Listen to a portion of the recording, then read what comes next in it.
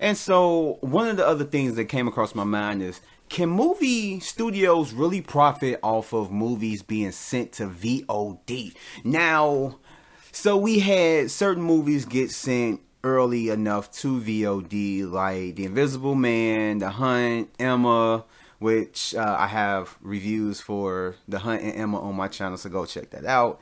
And just certain movies that were released early to VOD as well. Birds of Prey, The Way Back, certain movies like that, Gentleman, and all that stuff. And even movies that's been out for a minute that maybe wouldn't have been put to digital early, as early as like very recently, within like these past weeks or whatever, are on digital now and everything else. Even Disney put Frozen 2 on Disney Plus earlier than what it was supposed to. I think it was like months earlier than what it was supposed to be on there.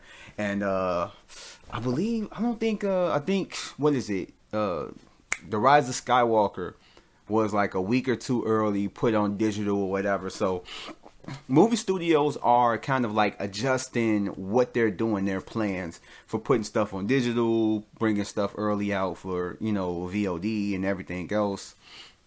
And it's like they're trying to just really adjust to it, like I said. And the question is, can they really profit off of that? And the answer would be no. Because I'm going to try and cut this down to where it is. I'm not going to go deep into like the numbers and everything else. But you're not going to see the numbers that, movies will make in theaters on home video. I don't care if we're quarantined like a mother lover. Just kind of like how we are, how things is. If things got worse, I don't even think that, they still will make the money. Because you got to think about it. When you're in theaters, when you're in the movie theaters, you legally would pay each time you watch the movie. So if I went to go see, let's say, the Rise of Skywalker, I like the movie so much I want to see it like 3 times in theaters or whatever. I'm going to pay $10 each time I pay it. Or, excluding my, AMC A-list or whatever. But I will pay $10 each time. And let's say, even if, let's say I'm paying for myself and I go with somebody else. I take my son. I take my father. I take a girl or something like that. Or me and my brother go or something like that. It's like you're getting more money out of each time and each person that goes. So if I take my son one time, if I go by myself, that's $10. I take my son the next time. That's $30 coming out of me because he ain't about to pay for his ticket. If I take a girl the next time, that's $50. If I take my father, that's $70. So you're getting a lot of money each time I go. I'm literally paying what? That's $30 for myself to see it. This movie. And, and then I have to pay for each person that goes every time I take another person or something like that. So you're getting $70, or if I go more times and I get more other people, if I got other people with me, that's over $100 that I spent on watching that. And when you're watching on VOD, digital or whatever, or even just buying it, you're not going to pay that much. You're going to pay $20 or $25 at the most.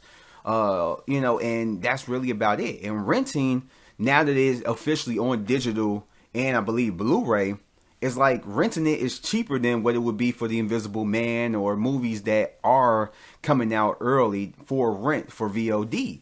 Because movies that are coming out early for VOD are going to be $20 to rent. Rise of Skywalker is going to be what? Less than $10 to rent. So, I mean, when it comes to it, it's not going to make that much money. And then even when you rent it, you get a certain amount of time before you could do it.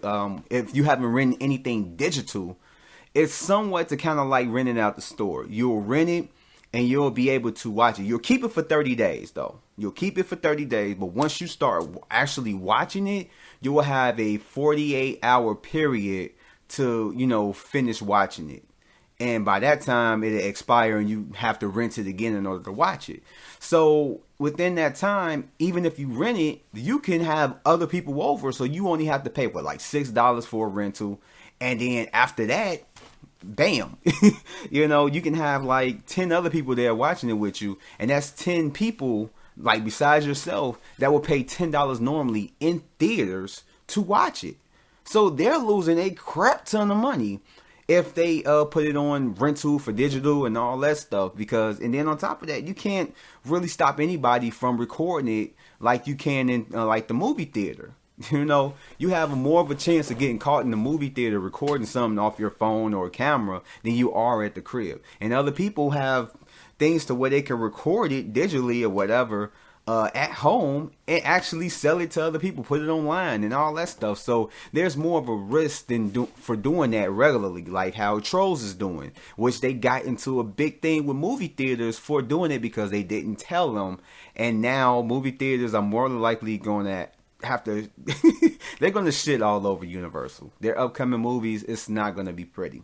But not even to get into that, there is a lot of just negatives and non-benefits going toward movie studios as far as financially if they release big major movies like Wonder Woman 1984 or Quiet Place 2 or No Time to Die or F9 or whatever, or just big budgeted movies like that. And you know, just VOD, you know, you're not gonna make as much money as you would in theaters just for that premise alone. And there's probably a whole bunch of other stuff that you could say, you know, that are, you know, just that could count against it. But those are just main things. It's just financially, when you look at stuff like that, they won't be able to make a profit off of it. Now, I do feel like they probably should release maybe, I say, certain independent films like that, but at the same time, you will be like, why do big major budget movies get, you know, priority like that, put in theaters over these independent films? Well, for one, independent films won't make as much money as these major blockbusters. You're not going to get people flocking to the movie theaters to go see The Lighthouse like you would Wonder Woman 1984. I mean, it's just common sense.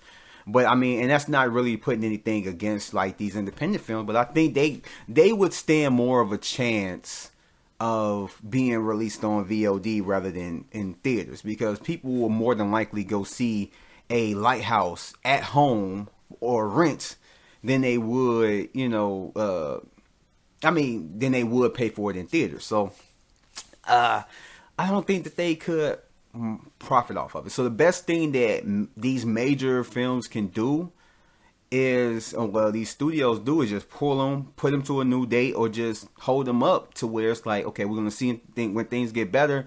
Once things start looking like we can put it back in theater, we're going to set a release date.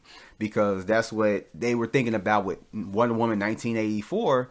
And it's like people like David Harbour really want people to see this, but at the same time, even if you're in the movie, you want the movie to make as much money, because it is a potential $1 billion movie.